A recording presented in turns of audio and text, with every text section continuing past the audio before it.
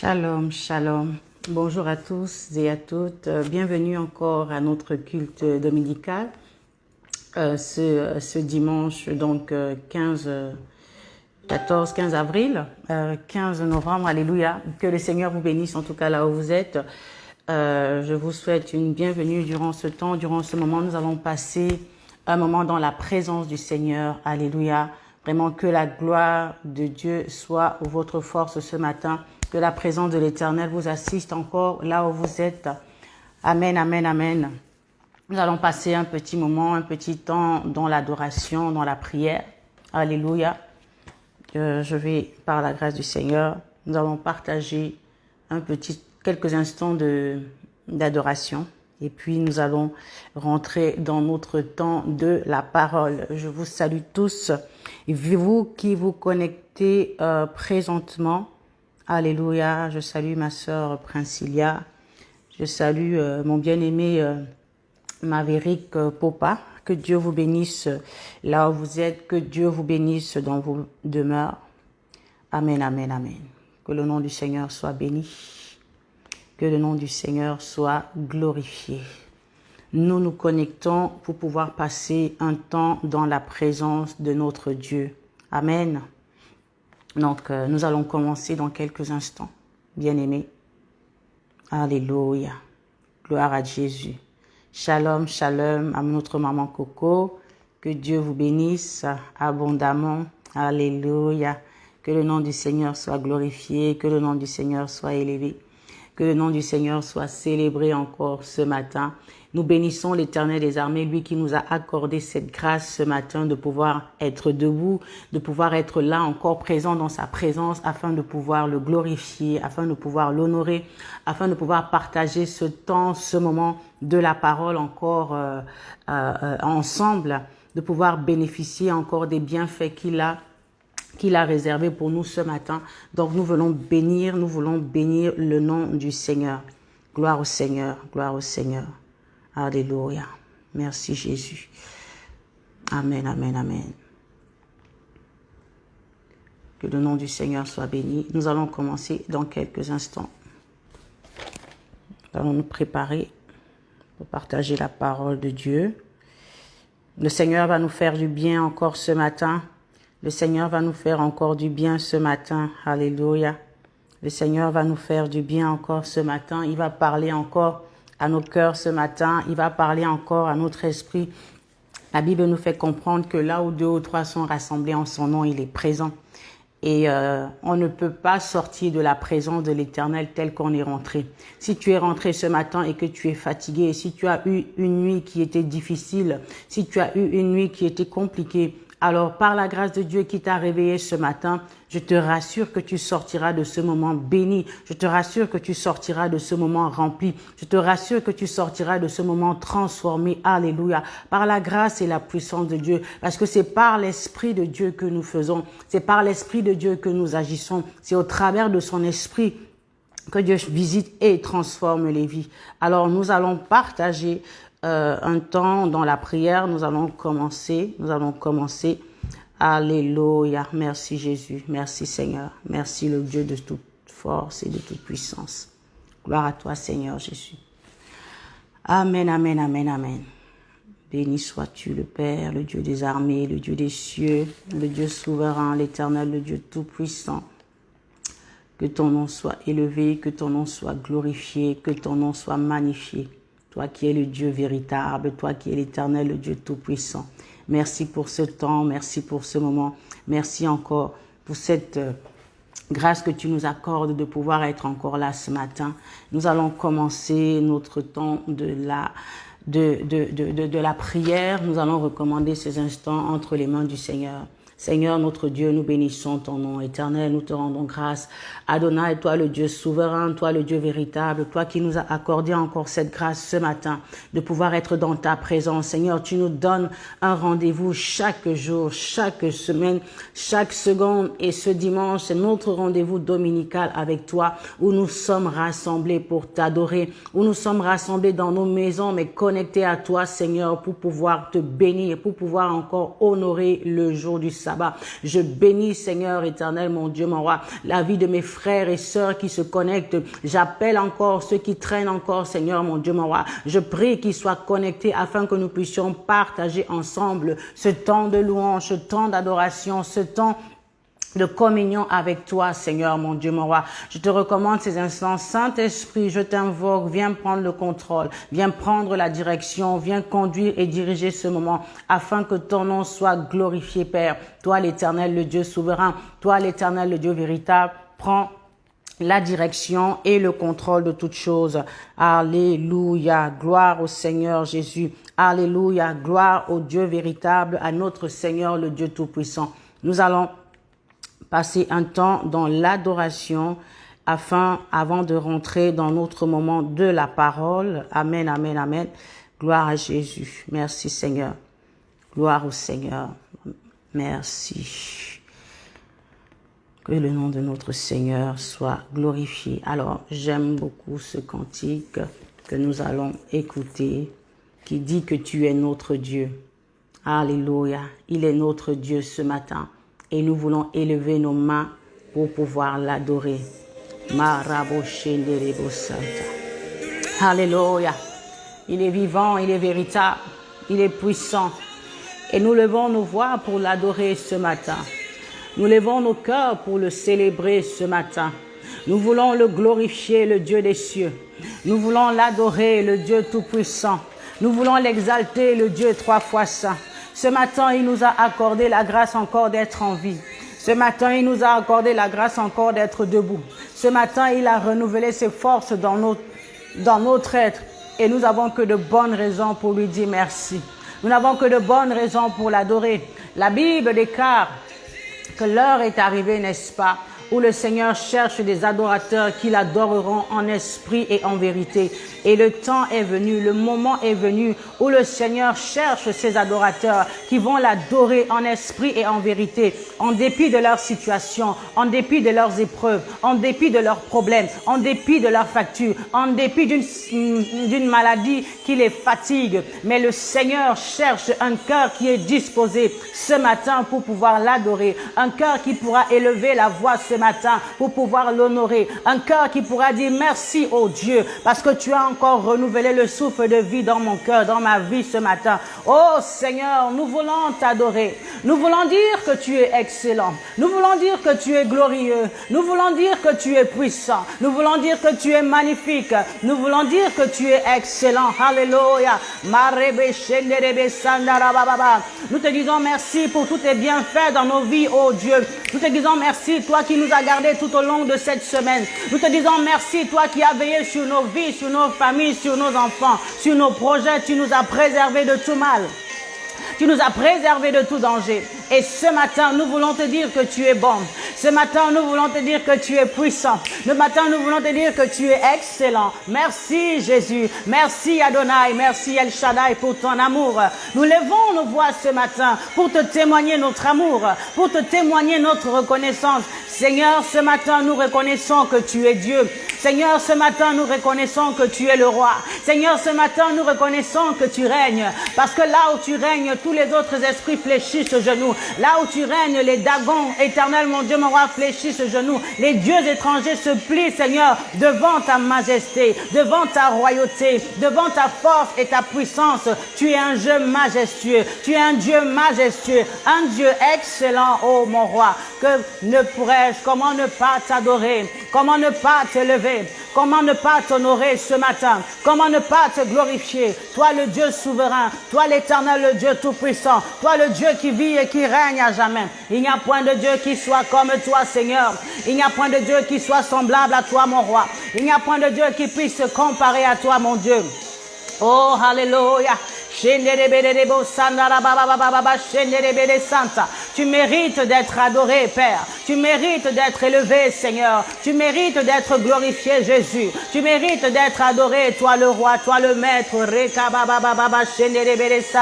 Reçois l'adoration. Seigneur, ce matin, nous soupirons après toi. Seigneur, ce matin, comme une biche soupire après un courant d'eau, mon âme soupire après toi. Mon esprit en moi te cherche. Ma vie languit après toi. Oh, tu es mon Dieu. Que serais-je sans toi? Où irais-je sans toi? Que ferais-je sans toi? Père éternel, notre Dieu, tu dis dans ta parole, approchez-vous du trône de la grâce afin d'obtenir grâce et miséricorde au moment opportun. Oui, Seigneur, voici le moment où nous venons encore devant ton trône avec tes enfants. Nous voici, Seigneur. Nous sommes rassemblés, alléluia, d'un seul cœur, Seigneur, mon Dieu, mon roi, unis par ton esprit, unis par ton esprit, unis par ton esprit qui nous rassemble ce matin devant ton trône, devant ta présence, devant ta grâce, Seigneur, mon Dieu, mon roi. Oh, ta parole encore déclare qu'il montera à la montagne de l'Éternel, celui qui a les mains pures et le cœur ôté de toute souillure. Merci encore pour le précieux sang de Jésus-Christ, Adonai, qui a coulé à Golgotha, qui nous nettoie ce matin, qui nous purifie ce matin, qui nous lave ce matin, afin de nous qualifier, Seigneur, afin de nous qualifier dans ta présence. Merci encore, éternel, mon Dieu, mon roi, pour ton sang qui est répandu sur chaque âme qui m'écoute ce matin, sur chaque oreille qui m'écoute ce matin, sur chaque vie qui m'écoute ce matin. Que le sang de Jésus nous lave, que le sang de Jésus nous purifie, que le sang de Jésus nous nettoie, nous qualifie, afin de nous disposer, que nous soyons des vases agréables devant toi ce matin, que nous soyons des vases honorables devant toi ce matin, que nous soyons des vases disposés ce matin afin de t'offrir notre adoration. Oh, Shandara Baba Baba Baba, alléluia. Nous voulons crier ce matin que tu es digne. Nous voulons crier ce matin que tu es roi. Nous voulons crier ce matin que tu es merveilleux. Nous voulons crier ce matin que tu es puissant, que tu mérites notre adoration, que tu mérites la louange, que tu mérites d'être glorifié, que tu mérites d'être élevé, que tu mérites d'être célébré. Toi le roi de gloire, toi le Dieu vivant, toi l'Éternel, le Dieu tout-puissant. Nous soupirons après toi ce matin. Mon âme en moi, mon esprit en moi te cherche. Le Dieu trois fois saint, le Dieu tout-puissant, l'Éternel, le Dieu des armées, l'Éternel, le Dieu grand et puissant. Béni sois-tu l'agneau immolé, béni sois-tu le roi de gloire. Merci encore ce matin parce que tu réveilles une âme qui est fatiguée ce matin. Merci encore au Père ce matin parce que tu fortifies une âme qui est découragée, oh Yahweh. Merci parce que tu relèves une personne qui était courbée, une personne qui était attristée. Nous appelons, Seigneur, à toi ce matin toutes les âmes fatiguées, toutes les âmes découragées, toutes les âmes, Seigneur, mon Dieu, mon roi, qui veulent abandonner, qu'ils reçoivent ce matin, par la puissance de ton esprit, des vitamines spirituelles, qu'ils reçoivent ce matin un boost spirituel, qu'ils reçoivent ce matin la visitation par ton esprit, afin d'être réveillés, afin d'être relevés, afin d'être debout, parce que le Dieu que nous servons, le Dieu que nous adorons en ce moment, c'est le Dieu qui a la capacité de restaurer, c'est le Dieu qui a la capacité de relever, c'est le Dieu, il s'appelle Adonai, il est le Dieu créateur, il est le Dieu tout-puissant, Elohim, le Dieu trois. Tu es très haut, Seigneur, mon Dieu, mon roi. Merci encore parce que tu es élevé au-dessus de tout nom, au-dessus de circonstances, au-dessus des situations, et aucune réalité n'est au-dessus de toi. Aucune réalité ne peut, Seigneur, mon Dieu, mon roi, te surpasser, ne peut te dépasser, ne peut te défier. Tu es le Dieu créateur de toutes choses. Tu as créé le ciel et la terre. Tu ordonnes, Seigneur, mon Dieu, mon roi, aux éléments de la nature, et les éléments obéissent. Tu ordonnes et la chose s'accomplit. Lorsque tu déclares une chose, la chose arrive. Voilà pourquoi encore, Seigneur, nous voulons adorer ton nom. Voilà pourquoi encore, Seigneur, nous avons de bonnes raisons de dire que nous connaissons et nous servons un Dieu qui est grand, un Dieu qui est bon, un Dieu qui est puissant, un Dieu qui est merveilleux. Saint-Esprit du Dieu vivant, saisis-toi encore de nous ce matin. Saisis-toi encore de cette plateforme. Saisis-toi encore de ma vie. Saisis-toi encore de mon bien-aimé qui m'écoute ce moment, qui m'écoute en ce matin. Esprit des cieux, Esprit de Dieu vivant, viens des quatre vents et souffle sur nos vies. Remplis-nous ce matin. Remplis-nous ce matin afin que nos coupes débordent.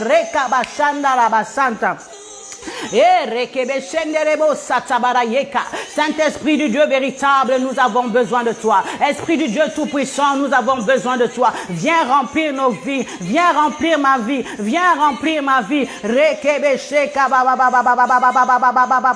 Règne en ce lieu, Seigneur. Seigneur Jésus, règne en ce lieu. Seigneur Jésus, règne dans nos vies. Règne, Seigneur Jésus. Règne, Seigneur Jésus. Règne sur cette plateforme. Règne dans le cœur de mon frère, règne dans le cœur de ma sœur, règne en nous, Seigneur.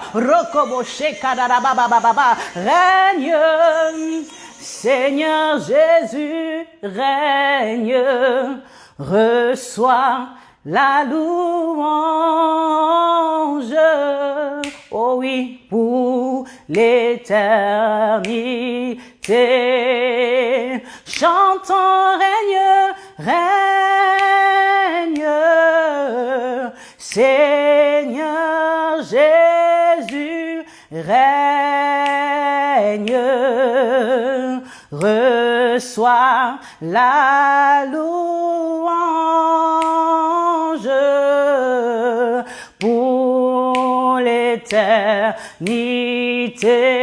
Seigneur, je déclare ce matin que tu règnes, parce que là où tu règnes, aucun autre esprit ne peut régner. Là où tu règnes, aucune autre puissance ne peut régner. Là où tu règnes, aucune autre force ne peut régner. Lorsque tu règnes, Seigneur, mon Dieu, mon roi, les situations fléchissent aux genoux. Lorsque tu règnes, Seigneur, mon Dieu, mon roi, oh, les situations éternelles, mon Dieu, se soumettent à ta volonté. Viens régner ce matin. Viens régner dans nos cœurs ce matin. Viens établir ton règne, établir ton trône.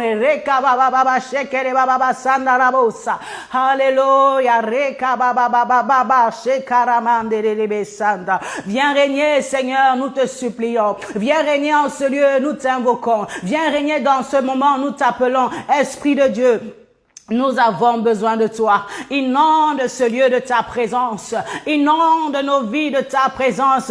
Viens souffler sur nous ce matin. Que ferais-je sans toi? Où irais-je sans toi? Que serais-je sans toi? Tu as dit que nous avons besoin du Saint-Esprit. Rekabo Shandarababa. Il est avantageux pour vous que je m'en aille. Ainsi, je vous enverrai le consolateur. Ainsi, je vous enverrai le consolateur qui vous conduira dans toute la vérité.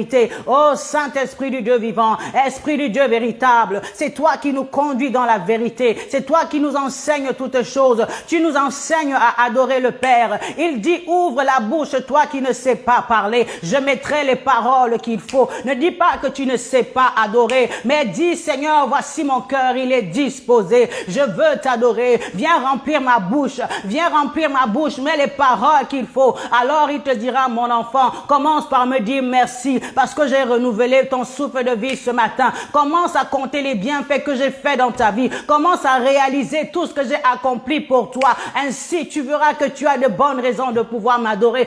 Ainsi, tu verras que j'ai accompli des choses. Je t'ai épargné de la mort. Je t'ai préservé de la crise qui a frappé le monde. Je t'ai préservé des accidents. Je t'ai préservé des maladies. Tu as été malade. Je t'ai guéri. Quand j'étais tombé, il m'a relevé. Alléluia. Quand j'étais malade, il m'a guéri, attaqué, il t'a délivré, oh, abattu, il t'a consolé, oh, humilié, il t'a élevé. Non, je ne cesserai de chanter son nom, et je ne cesserai de parler de lui, et il m'a fait la grâce de parler de lui, et il m'a fait la grâce de chanter son nom. Oh, voyez, voyez, voyez, voyez comme il est bon. Oui, voyez, voyez comme il est bon. Voyez, voyez, voyez, voyez comme il est bon. Oh, sachez que l'Éternel est Dieu, il est le roi, il est bon. Sachez qu'Adonai est Dieu, il est le roi, il est bon. Sachez qu'El Shaddai est le maître, il est le roi, il est bon. Sachez que l'Éternel est le Dieu, il est le je suis, il est celui qui suit, celui qui a la capacité de délivrer son peuple, celui qui a la capacité de libérer son peuple de l'oppression de l'ennemi. Il a dit, j'ai entendu le cri que font pousser mes oppresseurs à mes enfants et je suis descendu pour les délivrer. Et le Dieu qui t'a créé, le Dieu qui t'a façonné, le Dieu qui t'a envoyé sur cette terre, il entend tes cris, il entend tes pleurs, il voit tes larmes, il dit le temps arrive où moi-même, le créateur de toutes choses, où moi-même, le rédempteur qui est vivant, celui qui t'a racheté, celui à qui tu appartiens, il t'a racheté au prix de son sang. Lui qui était innocent, il n'a pas regardé à son égalité avec Dieu comme une proie à arracher, mais il a dit, pour le salut de mon bien-aimé qui me suit en ce moment, je ne me tairai point. Pour le salut d'Israël, je ne fermerai pas ma bouche. Alors il est descendu, il s'est dépouillé de sa couronne, il s'est dépouillé de sa royauté, il s'est dépouillé de ses titres. Oh, ma broché katariarababa, il l'a abandonné donné, il a laissé ses rues pavées d'or, il a laissé son trône de gloire, il a laissé tout cet environnement magnifique, merveilleux, majestueux. Il est descendu en s'humiliant, en naissant dans une étable, au milieu des animaux, comme un agneau, alléluia, comme un mène à la boucherie. Il n'a point ouvert la bouche, il n'a point crié. Lui qui était innocent, en lui il n'y avait point de faute, en lui il n'y avait point de fraude, mais pour la cause de toi et moi, pour ta cause et pour ma cause, il a dit, je vais aller jusqu'à Golgotha, je vais porter le prix du fardeau, je vais porter le prix de la malédiction, je vais payer le prix, Rema Broseka. Il faut que le péché soit ôté, il faut que le péché soit effacé, il faut que mes enfants soient rachetés. Il est venu nous racheter, Christ est venu nous racheter, il a laissé couler son sang à Golgotha pour que toi et moi, nous ayons la vie éternelle. Il a laissé couler son sang à Golgotha pour que toi et moi nous soyons sauvés, pour que toi et moi nous puissions nous tenir debout ce matin. Alors la maladie n'a plus de raison de toi, alors l'infirmité n'a plus de raison sur toi, alors le péché n'a plus de pouvoir sur toi.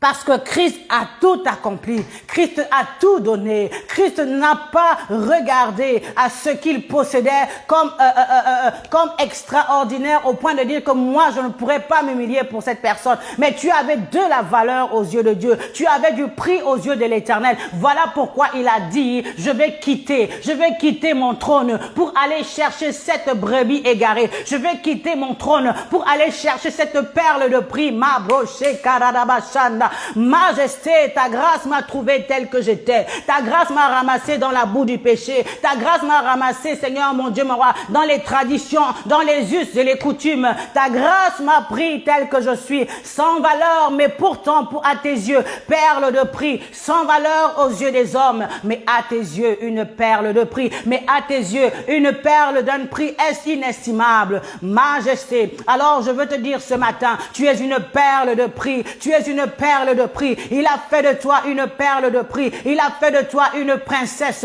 Il a fait de toi une reine pour lui. Il a fait de toi une étoile brillante. Irika Mashekata. Il a fait de toi une étoile qui est appelée à briller. Il a fait de toi la lumière du monde. Il a fait de toi le sel de la terre. Il a fait de toi la valeur à un prix inestimable. Tu n'es pas n'importe qui, parce que à cause et grâce à lui, tu as été transporté dans le royaume de son admirable lumière. Par sa grâce que tu as été lavé, tu as été nettoyé, tu as été émondé, tu as été façonné, modelé dans le moule de l'excellence, dans le moule parfait de Dieu. Tu as été taillé, Rema Brosheka, afin de correspondre à la place qui t'est réservée dans le puzzle géant de Dieu, où tu es appelé à accomplir ta mission. Il t'a modelé, il t'a façonné, il t'a nettoyé, il t'a pris, alléluia, il t'a rempli, il t'a investi, il va te prendre, il va t'arranger, il va te façonner et il va te modeler, il va te présenter aux yeux du monde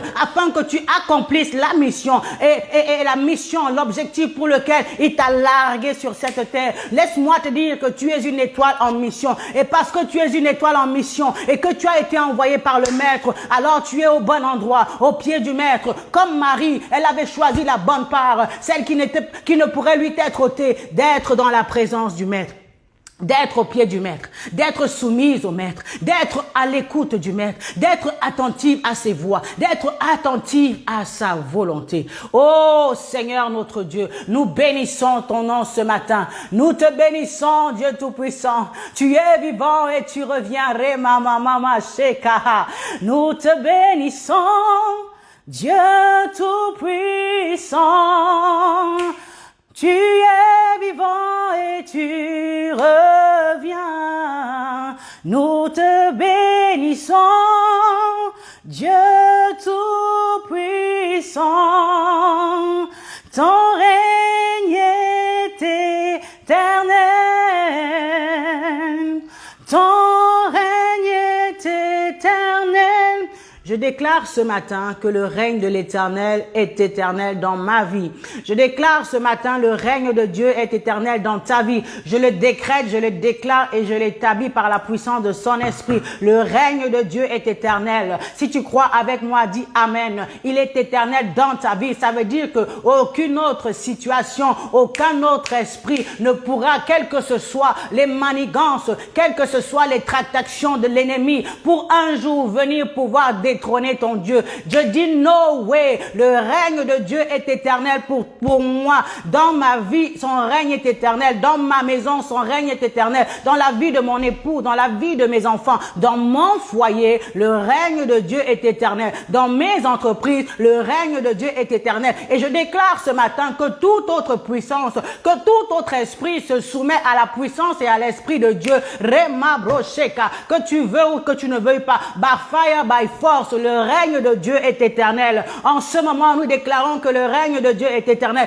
Et là où il règne, tout autre esprit fléchit genou. Là où il règne, toutes les circonstances fléchit genou. Là où il règne, la maladie fléchit genou. Kora, ma. La maladie n'aura pas de pouvoir sur toi. La maladie n'aura pas de dessus sur toi. Parce que c'est Dieu qui règne de manière éternelle. Alors les circonstances, les réalités, les épreuves, les mots MAUX de ce monde n'auront pas de pouvoir sur toi. Parce que c'est Dieu qui règne. Et il règne éternellement. Il règne éternellement. Il règne éternellement. Alléluia. Que le nom de notre Seigneur soit béni. Que le nom de l'Éternel des armées soit glorifié. Qu'il soit magnifié.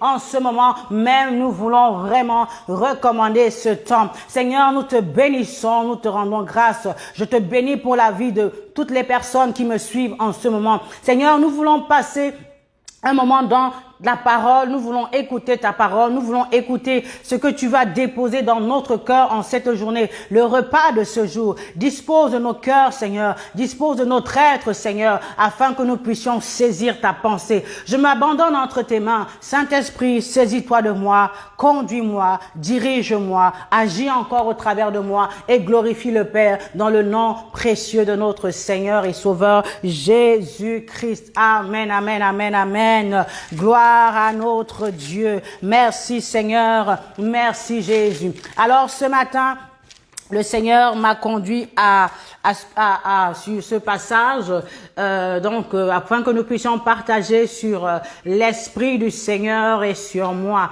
L'Esprit du Seigneur est sur moi. Alléluia. Nous voyons dans la parole du Seigneur, dans le livre de Luc 4, verset 18, qui nous dit ceci: l'Esprit du Seigneur est sur moi parce qu'il m'a oint pour annoncer une bonne nouvelle aux pauvres. Il m'a envoyé pour guérir ceux qui ont le cœur brisé, pour proclamer aux captifs la délivrance et aux aveugles le recouvrement de la vue, pour envoyer libres les opprimés, pour publier une année de grâce du Seigneur. L'Esprit du Seigneur est sur moi. Alléluia. Alors, je voulais m'attarder dessus et je voudrais en fait parler sur l'Esprit du Seigneur et sur moi en apportant une précision donc sur le passage 19, le verset 19, la partie B, pour bien sûr, pour proclamer aux captifs la délivrance et aux aveugles le recouvrement de la vue. En fait, le Saint-Esprit, l'Esprit de Dieu, c'est Christ qui parle en fait. Là, il est question de Christ ici qui nous parle et la Bible nous dit que, n'est-ce pas, que lorsqu'il a été baptisé par Jean-Baptiste, le Saint-Esprit est descendu sur lui sous la forme d'une colombe et Dieu a attesté publiquement que celui-ci est mon fils bien-aimé et en qui j'ai mis toute mon affection, n'est-ce pas? Une voix fit entendre du ciel ces paroles: tu es mon fils bien-aimé, en toi j'ai mis toute mon affection. Et le Saint-Esprit descendit sur lui sous une forme corporelle comme une colombe. C'est le chapitre 3, verset 22. Comme une forme corporelle, comme une colombe, et une voix fit entendre du ciel ces paroles: tu es mon fils bien-aimé, en toi j'ai mis toute mon affection. Luc chapitre 3, verset 22. Alléluia. Et quand on va plus loin, on voit au verset 4 que Jésus rempli du Saint-Esprit, au chapitre 4, premier verset, Jésus rempli du Saint-Esprit revint du Jourdain et il fut conduit par l'Esprit dans le désert. En d'autres termes, le temps pour Christ était arrivé pour qu'il commence sa mission, pour qu'il il rentre dans le plein exercice de sa mission. Nous avons vu que lorsque Marie était venue le voir, Marie, sa mère, était venue le voir pour qu'il puisse accomplir le miracle à Canaan, il lui a dit, femme, qu'y a-t-il entre toi et moi? En d'autres termes, en fait, mon heure n'est pas encore arrivée. Donc, mon heure n'est pas encore arrivée. Et là, maintenant, le temps de Christ était arrivé. Et parce que son temps était arrivé, donc il est passé par les eaux du Jourdain où il a été baptisé par Jean le Baptiste. Alléluia. Il a été introduit, n'est-ce pas? Il a été baptisé par Jean le Baptiste. Et Dieu a attesté publiquement, il a témoigné que celui-ci est son fils bien-aimé en qui il a mis toute son affection. Bien, maintenant, Christ ayant et rentrant dans ce parcours, il a maintenant été conduit dans le désert dans Luc 4. Jésus, rempli du Saint-Esprit, revint du Jourdain où il fut conduit par l'Esprit dans le désert. Jésus a été conduit par l'Esprit où? Dans le désert. Alléluia. Pourquoi? Où il a été en période où il a été tenté par le diable pendant 40 jours. Il ne mangea rien durant ce jour-là et après qu'ils furent écoulés, il eut faim. Christ a été conduit dans le désert, n'est-ce pas, où il a été tenté, il a été conduit par le Saint-Esprit dans le désert, il a été tenté par le diable dans ce désert. Et pendant 40 jours, il n'a point mangé. Donc, il était dans un état de jeûne. Et à la fin de son temps de jeûne, il a eu faim. OK? Donc, Christ a eu faim. Et la Bible nous dit au verset 14, bien sûr, avant ça, verset 13, après l'avoir tenté de toutes ses manières, le diable s'éloigna de lui jusqu'à un moment favorable. En d'autres termes, le diable a essayé de le tenter de toutes les manières, mais il n'a pu rien obtenir de lui.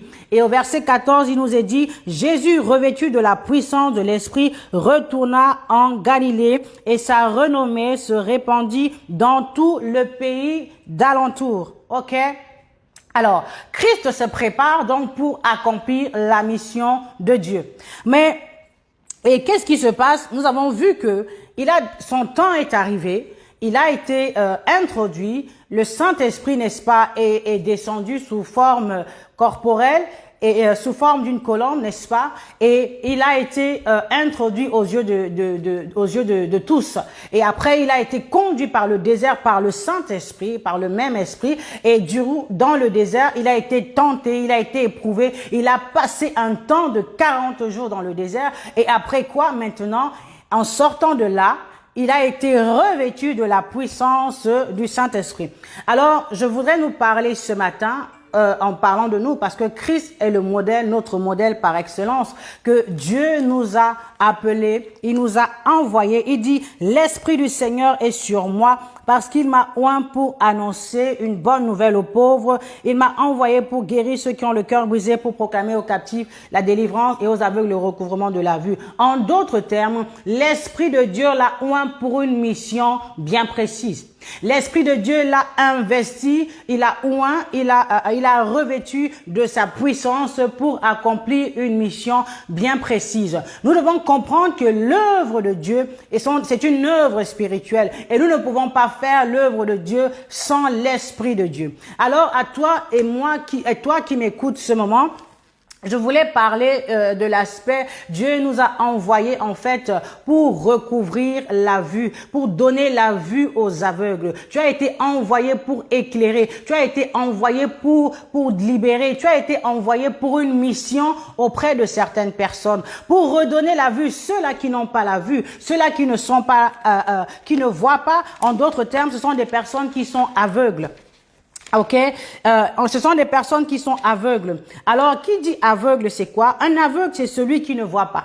Un aveugle, c'est quelqu'un qui est privé du sens de la vue. C'est quelqu'un qui est privé du sens de la vue. C'est une personne qui n'a pas de vision. C'est une personne dont le jugement est incapable. Il est incapable de juger. Il est incapable de discerner. Son jugement est altéré parce qu'il ne voit pas, il ne comprend pas. Là, c'est au sens figuré. En d'autres termes, un aveugle, c'est une personne qui ne voit pas. C'est une personne qui a une vision floutée. C'est une personne qui a une vision obscurcie. C'est une personne qui ne sait pas voir où il va. C'est une personne qui ne sait pas discerner la direction dans laquelle il va. La Bible nous dit, n'est-ce pas, que le peuple qui n'a pas de vision, c'est un peuple sans frein. Parce que un peuple sans frein, c'est quelqu'un qui ne sait pas où il va, il n'a pas de retenue, il peut aller à tout et n'importe où. J'aime bien prendre l'exemple d'un véhicule qui n'a pas de frein. C'est un véhicule dangereux. Il peut causer des dégâts, mais inconsidérables. Pourquoi? Parce qu'il n'a pas de frein. Et une personne qui n'a pas de vision, c'est une personne qui a manqué quelque chose,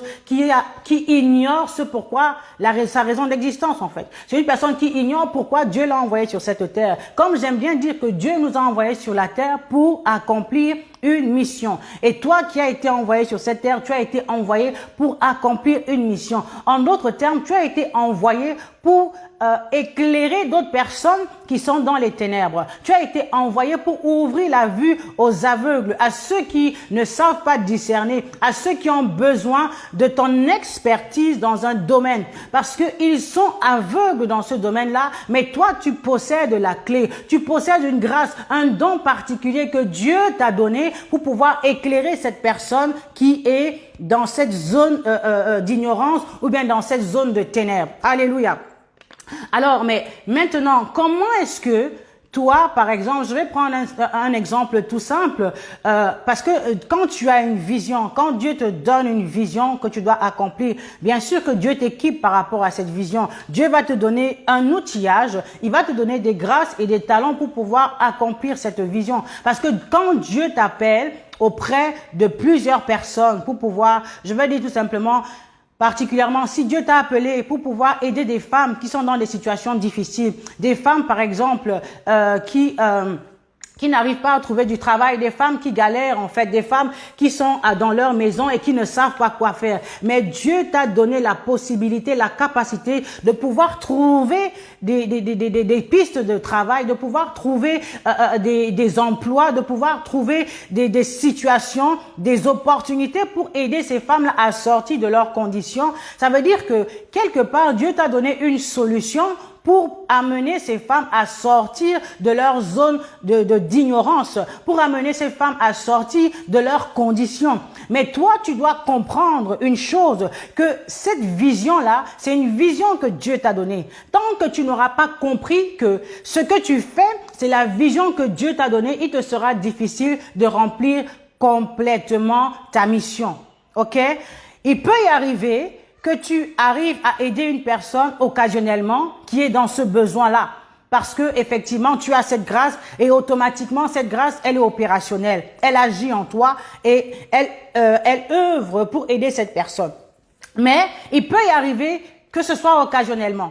Mais il faut comprendre une chose. Pour entrer pleinement dans l'exercice de ta mission, tu as besoin de comprendre pourquoi est-ce que tu existes.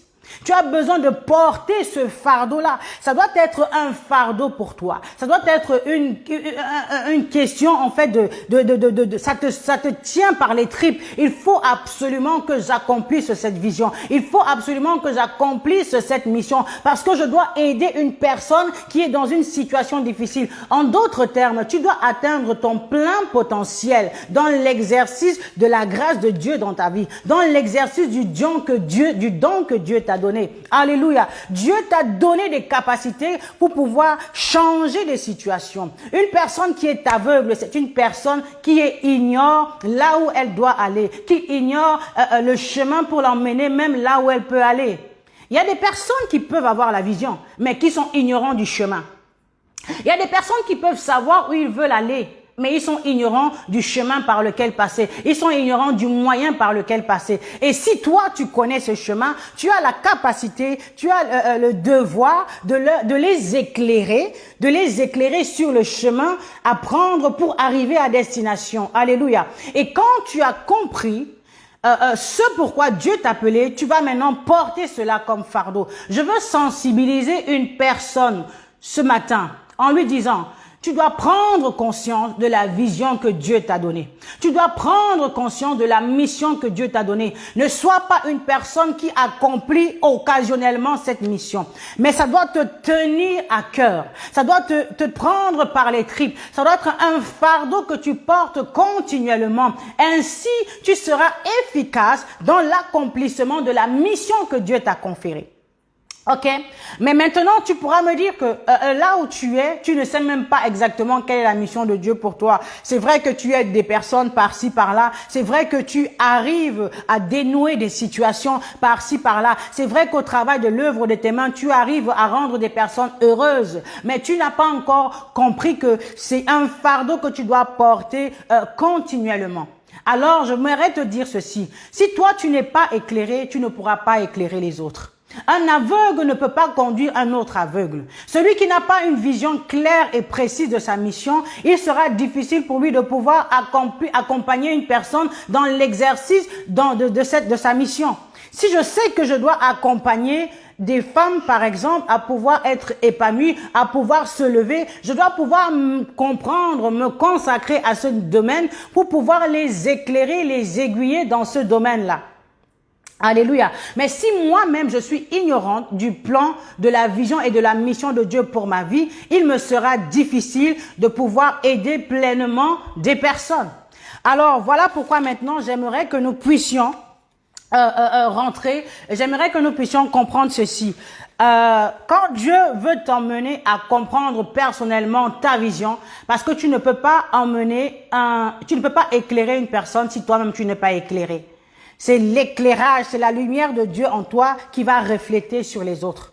Si toi, tu n'es pas éclairé, il te sera difficile d'éclairer les autres. Ce sera un hasard peut-être. Mais maintenant, si tu as pleinement, si tu es rempli de l'Esprit et que ta coupe déborde, parce que Christ, n'est-ce pas, le Saint-Esprit est venu sur lui. Il a été rempli du Saint-Esprit. Il est allé dans le désert et sa coupe a débordé. Maintenant, il a été revêtu. Ça veut dire que son vase débordait. Son vase débordait. Et nous avons besoin d'arriver à cette dimension également. Alors, j'aimerais que nous puissions prendre l'exemple de Moïse dans le livre d'Exode. Et pour dire ceci, lorsque tu veux comprendre la vision de Dieu pour toi, lorsque Dieu t'appelle, il va te faire passer premièrement par le désert. Christ a été revêtu Christ a été rempli du Saint-Esprit. Et la Bible nous dit que le Saint-Esprit a conduit Jésus dans le désert. Donc, lorsque Dieu veut te communiquer sa pensée, lorsque Dieu veut te communiquer sa vision, il va te conduire où? Dans le désert. La Bible nous fait comprendre dans le livre de Osée 2, verset 16, l'Éternel dit ceci: « Voici, je conduirai mon peuple dans le désert, où je parlerai à son cœur. » Dieu va te conduire spécialement dans le désert pour des raisons bien précises. Alors, qu'est-ce que c'est que le désert? Le désert, c'est l'état dans lequel tu te trouves, où tu n'as plus de provisions parfois. Ce que tu pouvais avoir, c'est difficile maintenant pour toi de l'avoir. Le confort que tu avais, tu n'as plus ce confort-là. Pourquoi? Parce que, en fait, tes sources ont été asséchées. Le désert est rude. Le désert est sec. Le désert est difficile. Il y a vraiment de l'air qui est chaud, mais il n'y a pas d'eau. Dans le désert, c'est difficile. C'est un lieu de sacrifice. Et comprenez que Christ était dans le désert pendant 40 jours, sans boire ni manger. Vous comprenez l'ampleur du sacrifice, parce qu'une personne qui est dans le désert, n'est-ce pas qu'elle a besoin d'eau pour pouvoir s'abreuver? Mais l'eau naturelle, il s'était privé de l'eau naturelle et il se nourrissait de l'eau spirituelle parce qu'il fallait que sa coupe puisse déborder, si je puis dire ainsi. Alléluia. Et Dieu va nous conduire dans le désert. Il va assécher nos sources. Parfois, tu vas te retrouver, tu n'as plus de source de revenus. Parfois, si tu entreprenais, si tu avais de l'argent, tu te rends compte qu'en fait, tu n'arrives plus à avoir cet argent. Les marchés sont bloqués. Les situations, en fait, c'est comme si tout semblerait aller à l'encontre. C'est comme si tu rentres dans une étape de sécheresse. Mais c'est ça le désert, c'est la sécheresse. Et Dieu parfois permet que nous passons par le désert parce qu'il veut dealer avec nous dans le désert. Dieu veut travailler avec toi dans le désert. Dieu veut te parler dans le désert. Il a dit, je vais conduire mon peuple dans le désert où je parlerai dans son cœur. Alléluia. Dieu va parler dans son cœur. Nous voyons l'exemple de Moïse, n'est-ce pas? Lorsqu'il a fui l'Égypte et qu'il est parti à Madian, il était là-bas au milieu des Madianites, il est parti en ce lieu et c'est dans ce lieu-là que le Seigneur est venu le visiter. C'est dans ce lieu où il avait abandonné tout son confort je dirais, du roi, enfin son confort parce qu'il était prince en Égypte. Donc il avait une certaine aisance, il avait un certain confort, mais il a dû abandonner toutes ces choses pour partir à Madian, pour pouvoir s'exiler là-bas, pour pouvoir être en sécurité, pour fuir en fait. Donc il a fui certaines conditions. Et c'est dans cet endroit que le Seigneur est venu le rencontrer. C'est à Madian que Dieu est venu le chercher pour lui dire, Moïse, voici, je t'envoie quelque part. Lorsque Dieu t'emmène dans le désert, c'est parce que Dieu, premièrement, veut te parler. Il veut te communiquer sa pensée. Il veut te dire pourquoi est-ce qu'il t'a emmené ici en fait. Il veut te dire pourquoi est-ce qu'il t'a créé. Mais il faut que toi qui es dans le désert, tu puisses comprendre pourquoi est-ce que je me trouve dans le désert. Bien souvent, des personnes se trouvent dans le désert, mais elles ignorent que le désert dans lequel elles sont, c'est parce que Dieu veut leur parler. Dieu t'emmène à cet endroit parce qu'il veut te parler. Lorsque Pierre, qui avait l'habitude de pêcher et prenait des poissons, il avait l'habitude, il était professionnel de la pêche, mais il s'est avéré qu'il a traversé un désert dans sa vie, il a traversé une nuit désertique, une nuit chaotique, où il a pêché toute la nuit sans rien prendre. Il a pêché toute la nuit sans rien prendre. Pourtant, lui, il était professionnel de la pêche. Mais pourquoi ça s'est produit ainsi? Lorsque Christ est arrivé, Christ a enseigné, Christ lui a dit, va en pleine eau et jetez vos filets. Et c'est lorsqu'ils ont jeté leurs filets et qu'ils ont eu une grande pêche, il a eu une pêche miraculeuse. Je dirais que le Seigneur avait asséché l'eau à ce moment-là parce qu'il voulait enseigner à Pierre quelque chose. Parce que la Bible nous fait comprendre après, Christ dit, désormais tu seras pêcheur d'hommes.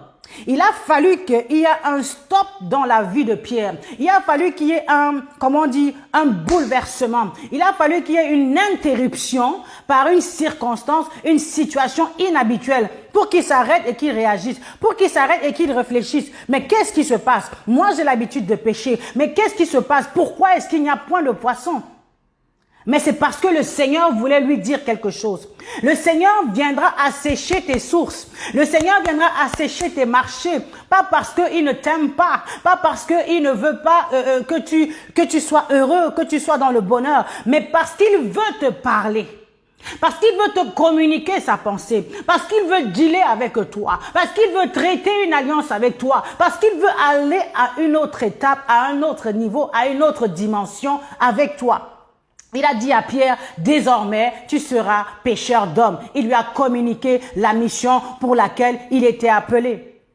Moïse, Dieu est venu le trouver dans cet endroit et il lui a dit, il l'a appelé pour lui dire, pour lui donner la mission, pour lui dire, je t'ai choisi pour que tu ailles délivrer mon peuple. Je t'ai choisi pour que tu ailles délivrer mon peuple. Alléluia. Alors, dans ta vie, peut-être que tu es en train de passer par des situations difficiles. Peut-être que tu es en train de passer par des temps compliqués. Peut-être que tu passes par des déserts, je peux dire ainsi.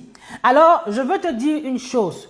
Il y a des gens qui sont dans des déserts, mais qui ignorent que le désert dans lequel ils sont, c'est l'Esprit de Dieu qui les a conduits dans ce désert-là.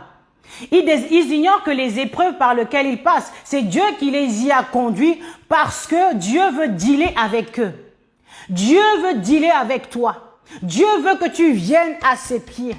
Parce que quand tout est asséché, ta seule source de nourriture, ta seule source d'alimentation, c'est la prière au pied du Maître. C'est ça qui va te conduire. C'est ça qui va te guider. C'est ça qui va te diriger. Tu pleureras à Dieu. Tu vas dire, mais Seigneur, qu'est-ce qui m'arrive? Seigneur, pourquoi tout est asséché? Seigneur, j'ai besoin de ta provision. Seigneur, j'ai besoin que tu étendes ta main. Seigneur, secours-moi, soutiens-moi. Ça, c'est la bonne attitude à avoir. Mais laissez-moi vous dire qu'il y a des personnes qui se révoltent.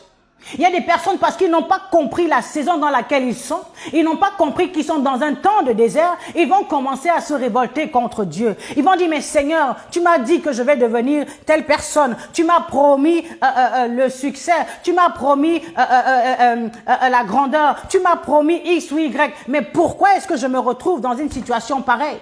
Pourquoi est-ce que je me retrouve dans des temps difficiles? Est-ce que tes promesses sont mensongères? Est-ce que tes promesses ne sont pas réalisables? Mais pourquoi, Seigneur, je me retrouve dans cet état? Ce n'est pas parce que Dieu t'a promis que tu ne passeras pas par le désert. Le peuple devait aller en Israël, il devait aller à Canaan. Mais avant d'arriver à Canaan, il fallait qu'il passe par le désert. Alléluia. Parce que Dieu sait que si tu arrives dans ta terre promise, sans être passé par l'étape du désert, la chute va être catastrophique. La chute va être difficile. Et Dieu, sachant cela et qui ne veut pas te perdre, il va d'abord t'emmener dans le désert. Il va d'abord t'emmener dans le désert où il va te façonner. Il va t'emmener dans le désert où il va te briser. Il va t'emmener dans le désert où il va t'enseigner. Il va t'emmener dans le désert où il va t'instruire. Parce qu'il veut que tu sois fait.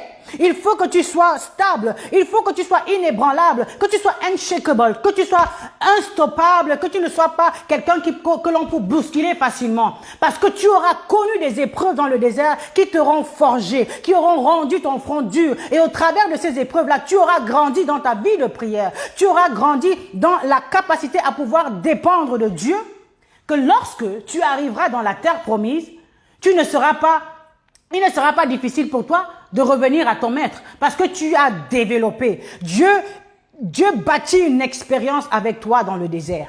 Dieu bâtit une expérience avec toi dans le désert. Il te forme dans le désert. Alléluia. Merci. Maintenant, quand tu es dans ce désert-là et que Dieu te parle et que Dieu te communique sa pensée, Dieu a dit à Moïse, je veux que tu ailles délivrer mon peuple.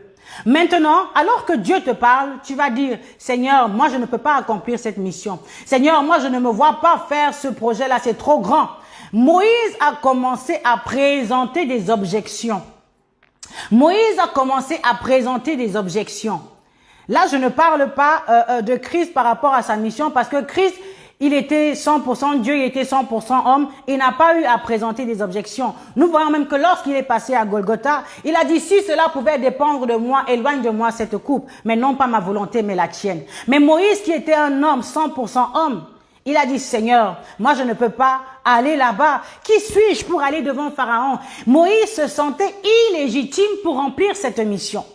Et tel que tu es là, Dieu t'a confié une mission. Et tel que tu es là, Dieu t'a peut-être déjà révélé le plan, son plan pour ta vie. Ah, mais tu te dis, mais Seigneur, ce plan, il est trop grandiose pour moi. Ce plan, il est trop énorme pour moi. Mais qui suis-je pour me présenter devant les gens pour leur dire ça ou ça? Mais qui suis-je pour aller dire à un tel que voilà le chemin qu'il doit prendre, voilà tu ne dois pas aller dans cet endroit? Mais qui suis-je moi, une petite personne? Une petite personne de ma taille, une petite personne de mon âge. Alléluia, tu te sens illégitime. Et tu commences à dealer avec Dieu. Tu dis non Seigneur, moi je ne peux pas aller là-bas. Seigneur, moi je ne peux pas faire ça parce que je ne me sens pas capable. Je ne me sens pas, je n'ai pas la carrure, je n'ai pas les épaules pour le faire. Ah Seigneur, je n'ai pas suffisamment étudié pour pouvoir remplir cette tâche-là. Ah Seigneur, je n'ai pas suffisamment de bagages, je n'ai pas suffisamment d'équipement pour accomplir cette mission, pour être cette femme de serviteur de Dieu, pour être cette femme d'acteur d'influence. Je n'ai pas suffisamment d'épaules pour ça. Seigneur, je ne peux pas. Seigneur, je ne peux pas. Éloigne de moi cette coupe, j'en veux pas. Mais le plan de Dieu pour toi, c'est ce qu'il a tracé. Et je veux te dire ce matin que lorsque Dieu trace un chemin pour toi, lorsque Dieu trace une direction pour toi, même si tu ne te sens pas capable, Dieu t'a investi de ce potentiel. Alors, voilà maintenant Moïse qui commence à dealer avec Dieu. Nous voyons donc dans Exode 4, nous voyons la première objection de Moïse. Moïse répondit à Dieu et il lui dit, mais Seigneur, le peuple ne me croira, le peuple ne me croiront pas, ils ne me croiront pas. Le peuple ne me croira pas. Alléluia. Il dit que le peuple, il présente l'incrédulité du peuple comme argument pour dire à Dieu, ce n'est pas la peine de m'y envoyer. Dieu t'a donné une mission. Il t'a partagé la vision qu'il attend de toi. Tu commences à lui donner des exemples. Seigneur, moi je ne peux pas y aller. Seigneur, moi je ne peux pas faire. Je commence à présenter des arguments. J'aime bien dire aux gens, tu vas dire tous les arguments que tu veux. Va même fouiller encore d'autres dans le placard. Mais à partir du moment où Dieu t'a investi de cette mission, c'est qu'en toi, il y a le potentiel pour y arriver. Sors tous les arguments que tu veux, mais je te dirais, en toi, tu peux y arriver. Quand en toi, il y a cette capacité. Et voilà que Dieu, il va te former dans le désert. Le désert, c'est un lieu de retrait. Dans le désert, il n'y a pas beaucoup de monde. Dans le désert, tu vas voir que tes amis t'ont fui. Dans le désert, tu vas voir qu'il y aura moins de personnes autour de toi. Dieu expressément va éloigner ces personnes de toi parce qu'il ne veut pas que tu sois distrait, mais il veut que tu sois concentré sur la mission qu'il veut te donner. Il veut que tu sois concentré sur le projet qu'il veut implémenter dans ton cœur. Dieu a besoin de toi dans le désert. Vous allez rendre compte que lorsque Dieu est apparu à Moïse, Moïse était en train de perdre les troupeaux. Alléluia, au mont Sinaï, Dieu lui est apparu à cet endroit. Il n'était pas à côté de sa femme, il n'était pas à côté de son beau-père Jéthro, mais il était en train de perdre les troupeaux et Dieu lui est apparu pour qu'il ne soit pas discret et pour qu'il reçoive et qu'il comprenne pleinement la mission pour laquelle Dieu l'appelait et qu'il n'ait point de personne à côté de lui qui va dire mais tu dis n'importe quoi, c'est peut-être une personne qui passait qui a fait du bruit. Lorsque Dieu te parle, il va aiguiser ton sens spirituel pour que tu comprennes le message qu'il veut te donner parce que c'est à toi qu'il va parler. Vous pouvez être couchés sur le même lit à deux, mais Dieu viendra visiter une personne, même si vous êtes jumeaux, il ne visitera pas forcément ton jumeau au même moment.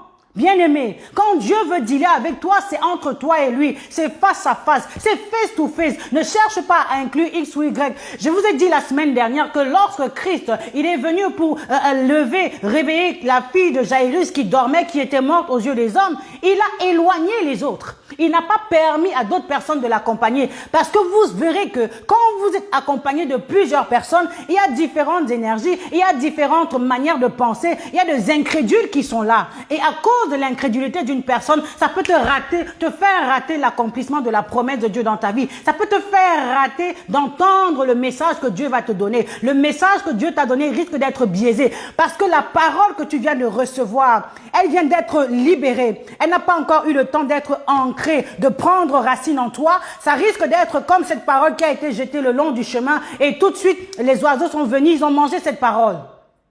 Quand Dieu te donne un message, quand Dieu te donne une parole, laisse cette parole prendre racine en toi. Quand Dieu te donne une révélation, laisse cette révélation, prends le temps de la mûrir, prends le temps de prier dessus, prends le temps de la laisser enraciner. Et une fois que tu es enraciné, je vous dis que les tempêtes viendront, je vous dis que les vents viendront pour essayer de te décourager. Mais parce que tu as pris le temps de bâtir cette révélation en Christ, de la laisser ancré en toi, tu ne seras pas shakeable, tu ne vas pas être bousculable, tu ne vas pas être déstabilisé. Pourquoi? Parce que tu as pris le temps de enraciner tes racines en Christ.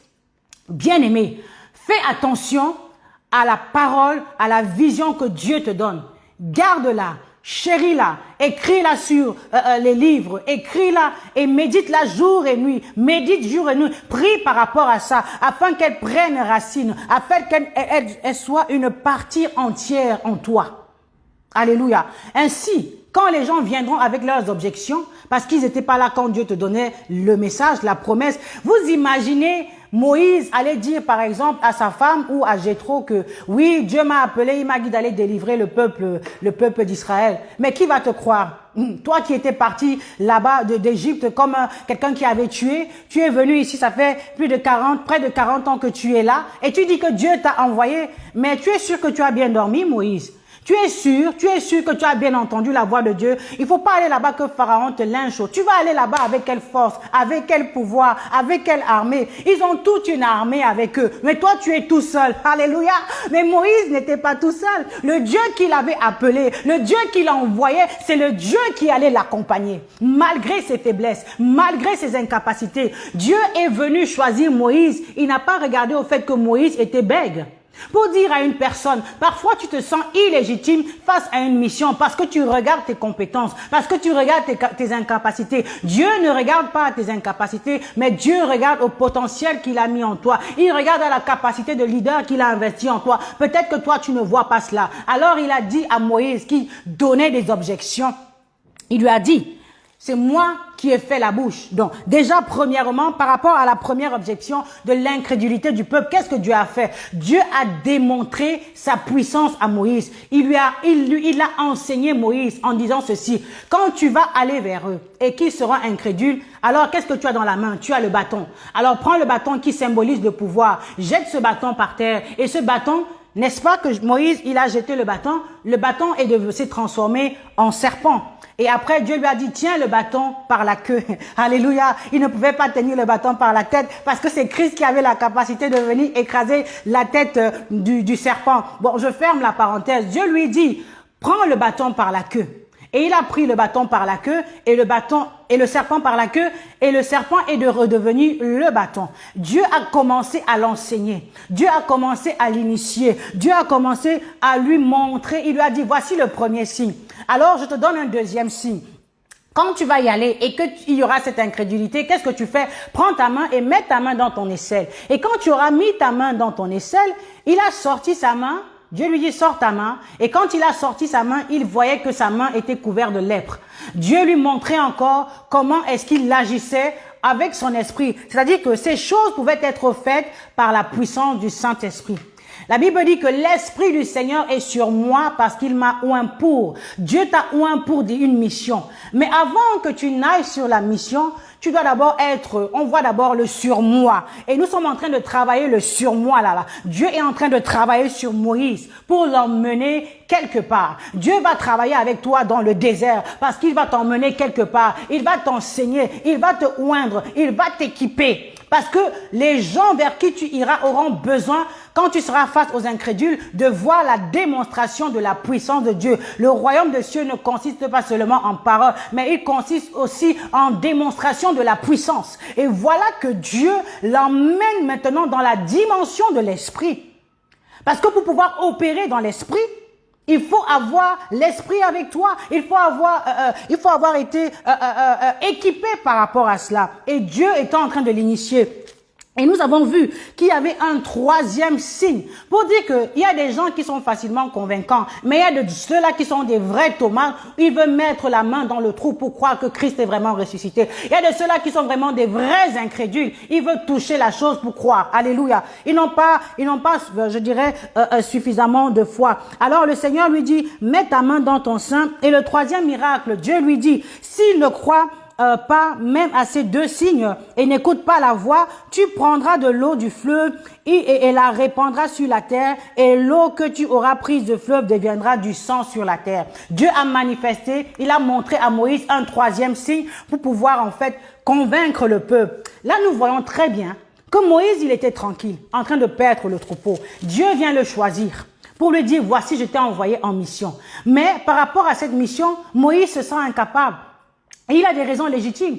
Il dit qu'il est bègue. Son premier argument, il dit que le peuple va être incrédule. Mais maintenant, Dieu l'emmène en lui montrant comment est-ce que il va briser cette incrédulité-là. Dieu, dans le temps de désert, va t'enseigner comment faire face aux objections de ces personnes que tu vas rencontrer sur le chemin de ta destinée, sur le chemin où tu vas aller pour accomplir cette mission. Dieu t'emmènera, il te montrera comment faire. Et malgré ces signes, Moïse dit maintenant, eux là, ils vont être convaincus. Mais moi, je suis incapable de parler. Je suis bègue. Je suis bègue. Je ne sais pas comment faire. Tu trouves que tu es bègue. Mais Dieu même, il a fait quoi? Dieu, il s'est énervé. Il a dit, mais c'est pas possible, Moïse. L'Éternel dit, mais qui a fait la bouche de l'homme? Et qui rend muet et sourd, voyant ou aveugle? N'est-ce pas moi, l'Éternel? Va donc, je serai avec ta bouche et je t'enseignerai ce que tu auras à dire. Moïse dit, ah Seigneur, envoie qui tu voudras envoyer. Dieu te dit, c'est moi qui ai fait la bouche, c'est moi qui ai fait les oreilles, c'est moi qui ai créé l'homme. Donc, pourquoi tu crains? Pourquoi en fait tu te plains d'une faiblesse? En d'autres termes, Dieu veut te dire, ce que tu considères comme faiblesse, ce n'est pas un problème. Parce que moi, j'ai la toute puissance pour accomplir ma force dans cette faiblesse. Parce que c'est moi qui ai accompli toute chose, c'est moi qui ai la solution à tout problème. Donc, Dieu est en train de te parler. Dieu est en train de t'appeler. Les arguments que tu es en train de lui présenter, Dieu te dit, mon enfant, c'est pas un problème d'argument parce que ma force se manifeste dans ta faiblesse. Ma force se manifeste dans ta faiblesse. Les personnes vers qui tu vas aller pour pouvoir apporter la mission, moi je vais dealer avec leur cœur. Je t'équiperai par mon esprit pour pouvoir en fait leur démontrer la puissance de Dieu. Je t'équiperai par mon esprit au travers de ce que tu vas exercer comme ministère. Tu vas pouvoir convaincre leur cœur par l'esprit. Parce que c'est l'esprit qui convainc, ce n'est pas nous. C'est l'esprit qui convainc de péché, de jugement et de justice. C'est au travers de l'esprit de Dieu qui est en toi que les autres seront convaincus, que les autres seront éclairés, que les autres seront aiguillés. En d'autres termes, c'est le Saint-Esprit de Dieu qui va agir en toi, qui va amener les autres personnes à pouvoir adhérer, à suivre la direction que tu vas leur présenter. Et lorsque Moïse a tellement avancé des arguments, la Bible nous dit dans Exode 4, verset 14, que Dieu dit: alors la colère de l'Éternel s'enflamma contre Moïse, et il dit: n'y a-t-il pas ton frère Aaron, le Lévite? Je sais qu'il parlera facilement. Le voici lui-même qui vient au-devant de toi, et quand il le verra, il se réjouira dans son cœur. Alléluia.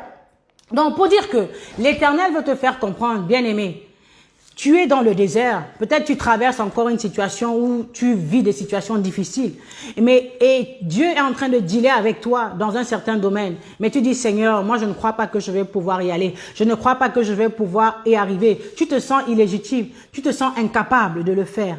Mais Dieu te dit: c'est moi qui suis la solution à toute chose. C'est moi qui équipe, c'est moi qui forme. Dans le désert, Dieu te parle. Dans le désert, Dieu t'équipe. Dans le désert, veut parler à ton cœur. Il te façonne, il te taraude, il te nettoie. Alléluia. Dans le désert, Dieu est à tes côtés pour t'instruire.